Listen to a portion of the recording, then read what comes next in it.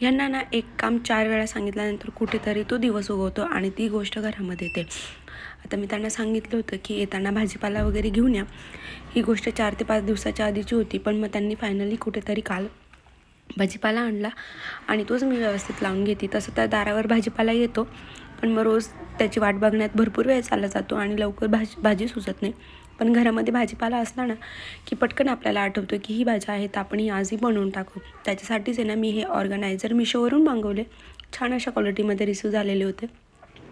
त्यात मी मला जो लागणारा भाजीपाला आहे ना तो व्यवस्थित ठेवून देते आणि हवं तो आठवड्याभर वापरते. पालक वगैरे आणि कोथिंबीर निवडायची होती, म्हणून मी अशा एका पिशवीमध्ये ना बांधून ठेवली, जेणेकरून ती ताजी ताजी राहते. आता लवकर असं काही जर बनवायला म्हटलं तर हा पदार्थ आमच्या इथे तरी बेसन म्हणून ओळखला जातो. तुमच्या इथे काय म्हणून ओळखला जातो मला नक्कीच कमेंट करून सांगा. ठेचा म्हणून मस्तपैकी कोथिंबीर वगैरे ठेचून घेतली, न कापता मी ठेचून घेते आणि त्याला फोडणी वगैरे देते. मस्त असा झुणका भाकर म्हणून रेडी असतं आणि खायलाही इतकं चविष्ट असतं ना की हा पदार्थ प्रत्येक जणांना आवडतो. तर चला भेटूया नेक्स्ट व्लॉगमध्ये. तोपर्यंत बाय.